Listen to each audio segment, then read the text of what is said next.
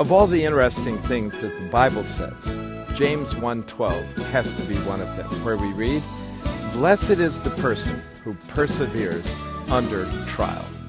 We need to talk about what to do when the going gets tough. Joe Stowell here, and welcome to Daily Strength.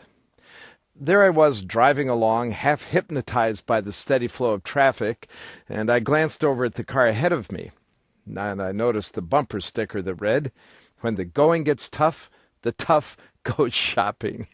Well, I laughed about it for a moment, but then I thought, could you really call yourself tough if you headed for the mall every time life went in the dumper? Well, as I drove, I pondered how to really finish that sentence. When the going gets tough, the tough do what? Well, a quick internet search on the phrase returns endless possibilities for completing the thought. Here are some of the wackiest endings. When the going gets tough, the tough go to Asia. Or the tough start knitting. One even said, the tough lighten up. All of these alternative endings are kind of humorous in their own way, but they also represent ways to deal with tough going. For example, shopping could symbolize immediate gratification.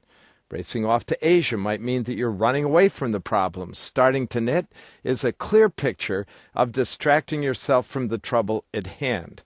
If you simply lighten up or laugh it off, well, then that's kind of like denial. So I don't think any of us would get very far in life if we repeatedly chose these responses to trouble. They all contradict the traditional ending of the phrase, when the going gets tough, the tough get going. The tough hang in there. They persevere.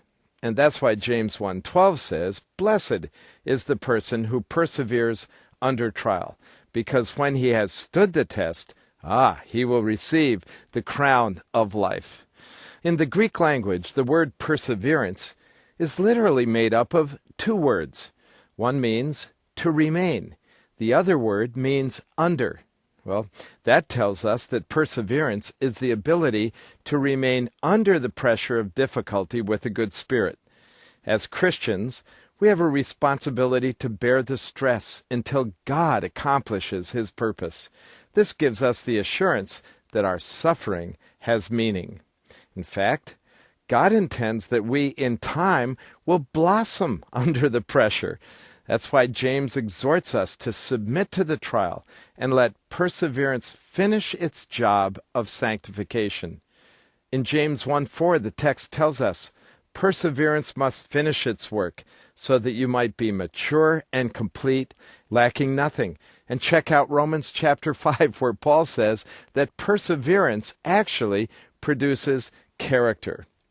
In addition to the blessings that God brings to us when we persevere, perseverance also allows others to see Christ at work in our lives. With the growing interest in spirituality today, people are watching us more than ever before. They're looking to see if there is anything of value in our walk with Jesus, or are we just like anyone else when the going gets tough? They want to know, would a Christian use a string of four-letter words if she lost the big sale? Would a Christian booze it up after a crazy, stressful day at the office? What would it take for a Christian to throw in a towel on his marriage? Well, when we invite God to help us through situations like these, He furnishes the power to persevere so that onlookers can see that our Jesus is worth being faithful to regardless of the stress. So the next time a problem comes up and you're tempted to go shopping, gallivant off to Asia, or knit yourself into oblivion, remember, since God has a purpose in your problem, it's worth hanging in there.